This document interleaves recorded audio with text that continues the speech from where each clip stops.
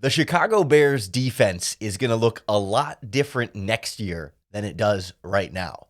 And I think general manager Ryan Poles will end up investing a lot more on that side of the ball than he does in the offense around Justin Fields this offseason. You are Locked On Bears, your daily Chicago Bears podcast. Part of the Locked On Podcast Network, your team every day.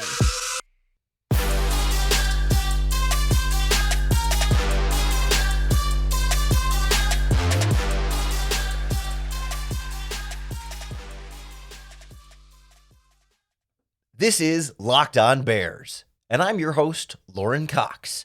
I'm here to bring you your daily, in-depth Chicago Bears news and analysis.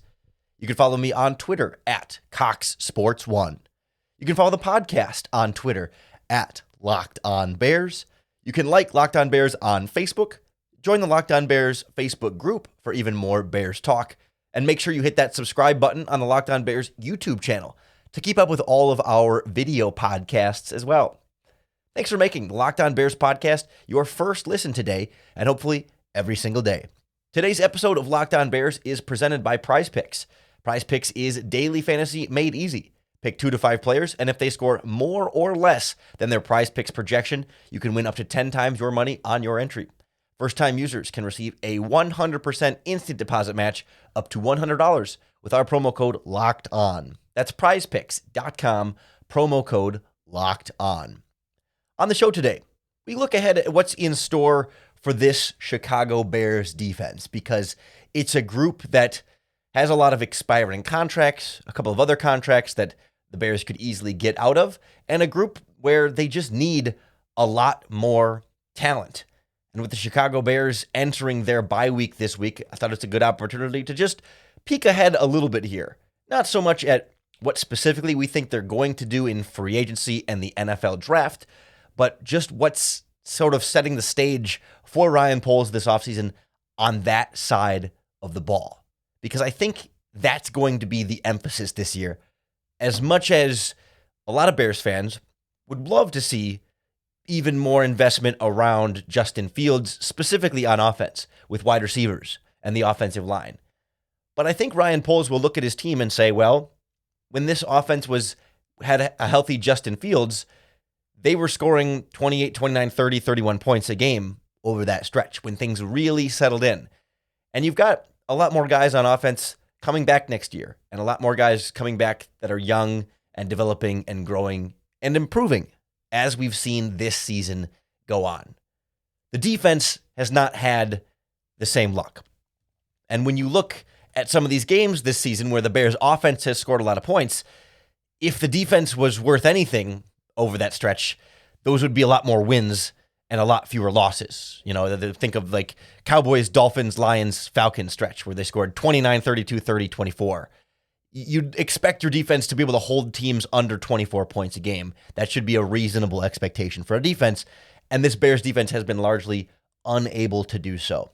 And so I think you're looking at a side of the ball that's likely to have a lot of turnover, maybe even like major turnover, like more than you might think. Because first of all, you look at guys that are just pending free agents anyway, that are going to need new contracts if they want to come back.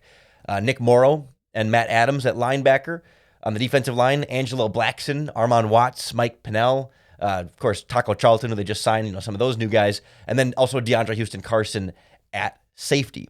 And then you also have a couple of guys that are cuttable from their contracts if the Bears so chose, like Al-Qadim Muhammad, who's been a little bit of an underachiever this season, but has the Matt Eberflus connection from Indianapolis.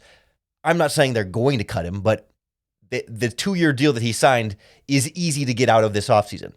Same conversation for Justin Jones at defensive tackle. Hasn't been that productive 3 technique that the team was looking for. Easy to get out of his contract if they want to. Those are both big ifs. I don't know that there will be a big rush to cut them because both guys could still be backups even if you sign better players at their respective position. And we can't rule out the possibility of Eddie Jackson, not because he didn't play well this season pre-injury. I thought it was the best we've seen Eddie Jackson play since 2018. but he is now approaching the wrong side of 30 and the most expensive contract on the team. I think he's going to be a $17 million cap hit this offseason. And we've seen them move Roquan Smith and Robert Quinn this season, Khalil Mack and a bunch of other veterans last offseason. Crazier things. Ryan Poles has already made, I would say, more shocking moves up to this point than what it would be to get rid of Eddie Jackson this offseason. I don't think it's going to happen. I'm not expecting it to happen.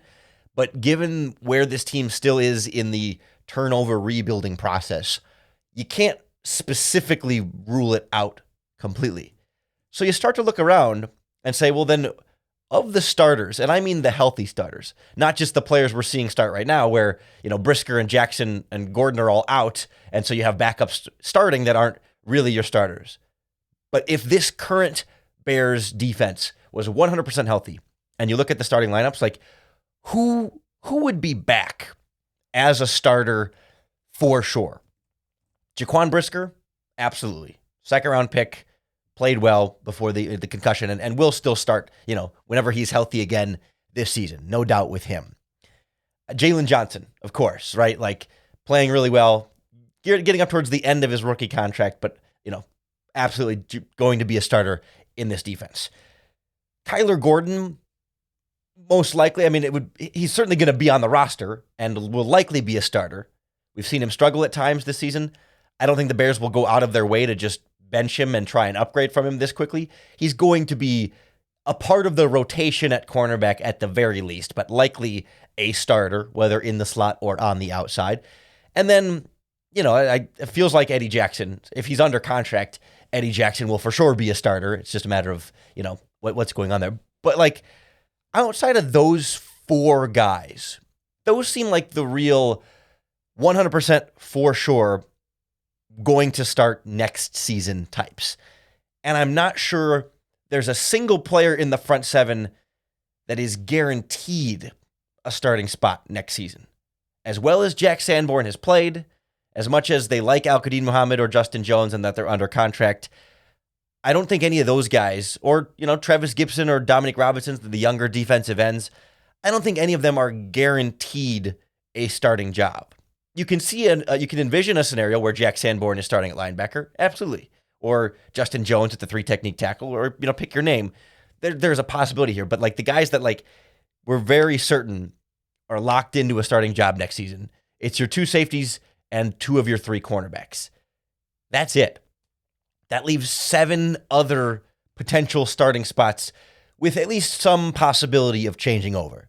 Doesn't mean it will be 7 brand new starters at all of those spots, but there's certainly room for more than half of the starting positions in your defense to be brand new players from outside of the organization this next offseason. And we'll kind of dive into what the different dynamics are at linebacker, at the defensive line, and that other cornerback spot next on Locked On Bears. This episode is brought to you by Audible. Audible is releasing a slate of new football podcasts that I know you're going to love. That's why you'll be able to find a sneak peek of their new podcast, Block Forever, available on the Locked On NFL podcast feed right now. Block Forever is a new podcast from former NFL All-Pro Ryan Khalil and Audible. Khalil takes the conversation about football to the next level. He gives football fans an insider's look at the game through the eyes of the greatest players and personalities of all time. He sits down with star players and coaches from across the league to get real about what happens on the field and behind the scenes, taking you inside of the locker room, team meetings, back at the team hotel. You'll hear Christian McCaffrey talk about his love-hate relationship with fantasy football, and you can hear Juju Smith-Schuster give his most honest opinions on other players and positions in the NFL. New episodes of Block Forever are recorded and released every week ahead of Thursday Night Football. So head on over to Locked On NFL for a sneak peek of Block Forever, or catch the full series available anywhere you get your podcasts. Available everywhere now. Audible. Get in the game.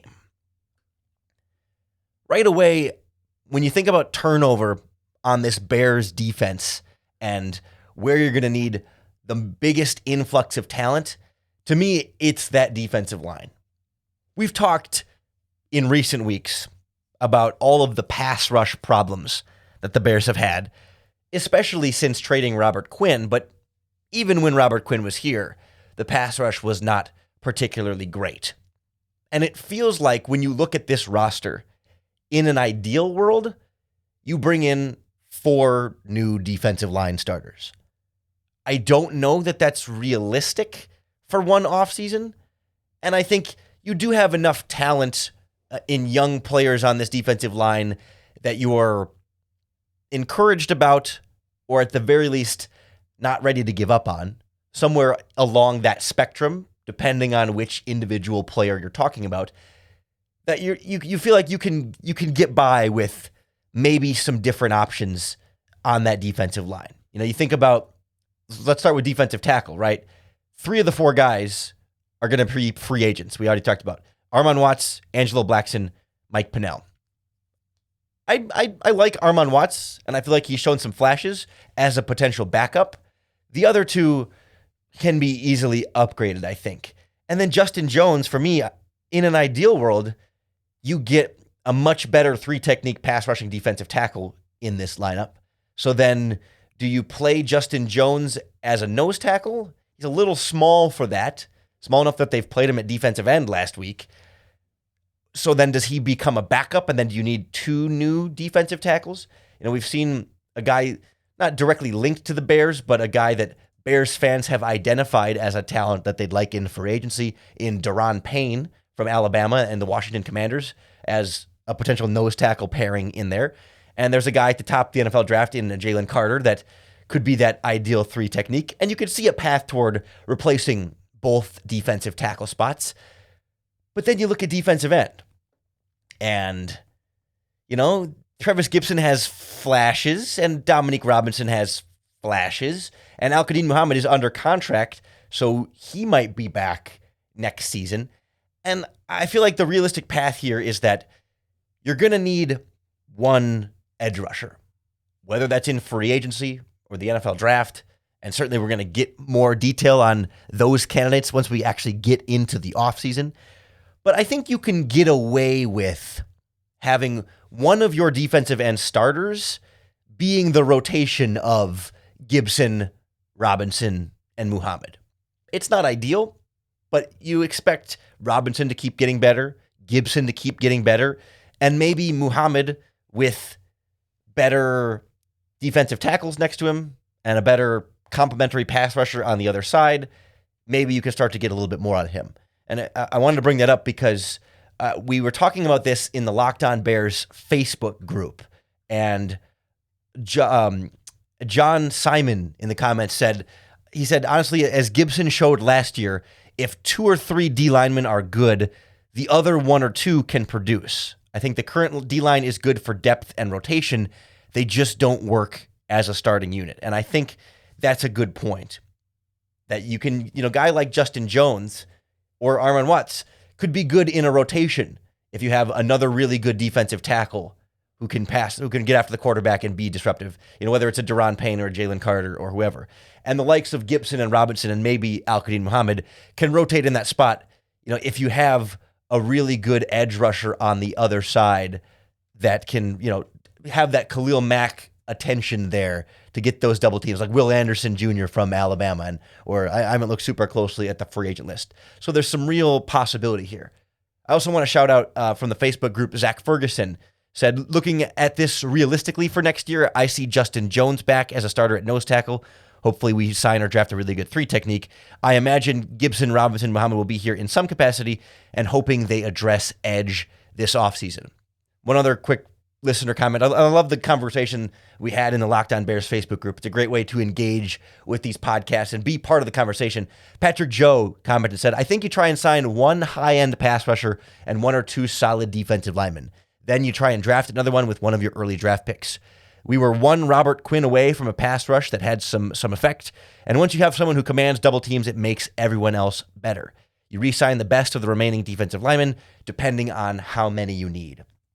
That feels like the direction we're going here, where it's not 4 brand new defensive line starters, but it's at least 2, 1 edge rusher, 1 interior pass rusher, and then maybe the combination of Justin Jones and re-signing Watts or Blackson or Pennell, kind of rotating at the other defensive tackle spot, and at the other defensive end spot, you hope Gibson and Dominique Robinson and maybe Al-Quadin Muhammad can progress, take another step forward, and benefit greatly from having a premier edge rusher and a premier interior rusher with them in that combination, to where you could feel better about not having to rely on them for so much of the production compared to what they're having to roll with now, where those guys aren't able to get the job done on their own.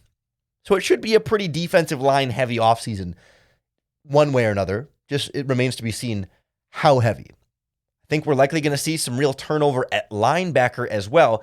But the question that I think is at the center of this right now is how much are you going to put on Jack Sanborn's plate? We know Jack Sanborn has been very good and has shown us a lot to like, but are you ready to go into the offseason and say, yep, he's our guy. That's our middle linebacker for the next 10 years after, what has it been, 6 games as an undrafted rookie free agent?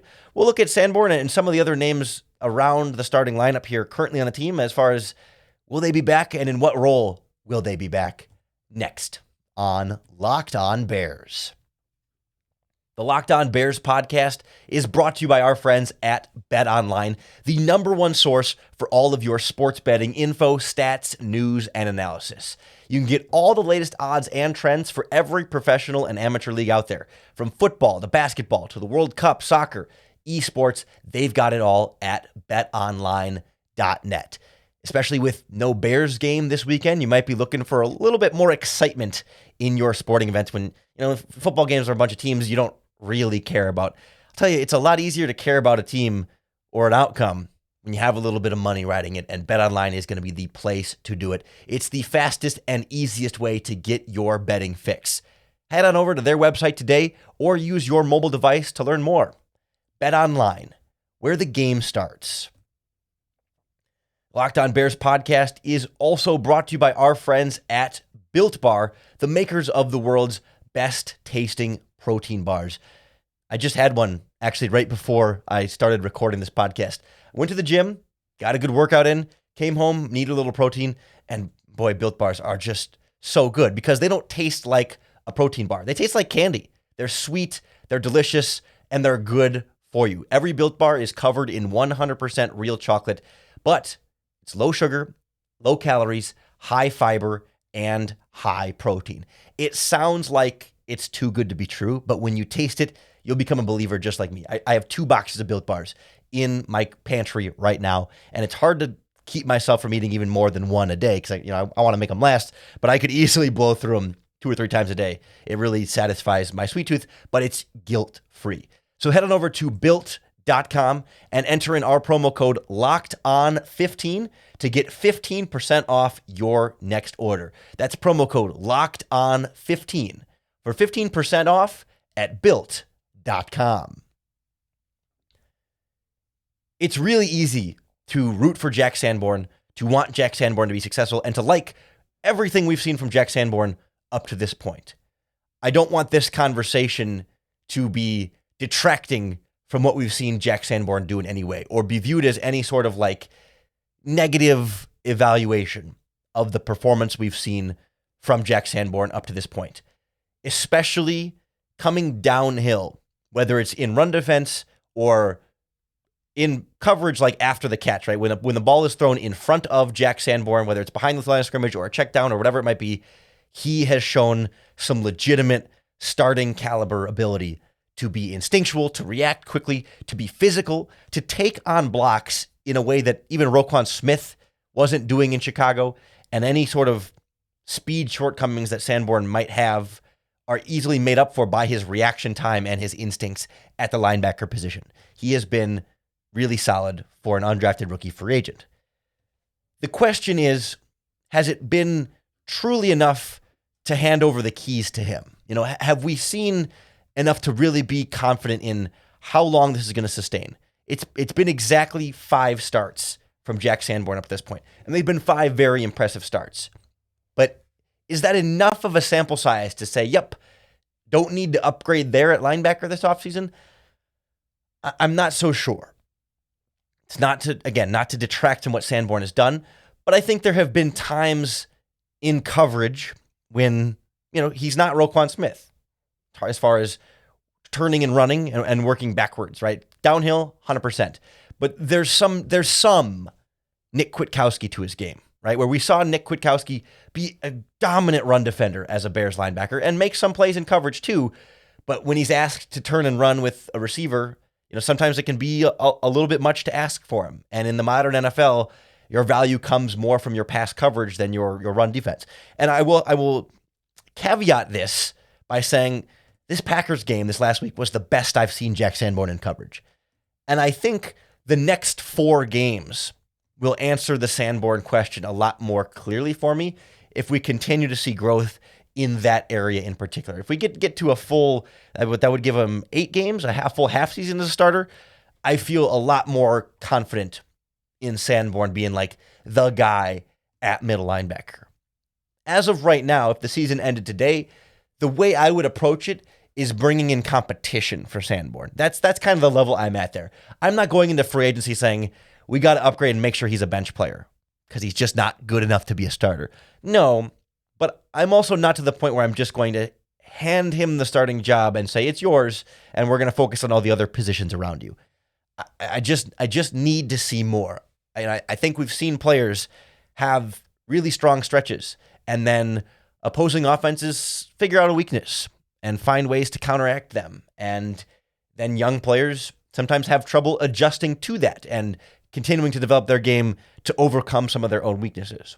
That's not to say Sanborn is all of a sudden going to become bad at some point, but I just want even more of a sample size before you're all in on making him your 5-year starter at inside linebacker, or 10-year starter at that middle linebacker spot. And so a little bit of competition, right? It's not signing a big-time free agent, but my approach would be more like, maybe you even bring back Nick Morrow and have those 2 guys compete for one position, and then sign another big-time linebacker to be the other primary linebacker. So you essentially you make sure that Morrow and Sanborn are not going to be on the field together at the same time. You have the other go-to player to pair with your starting middle linebacker.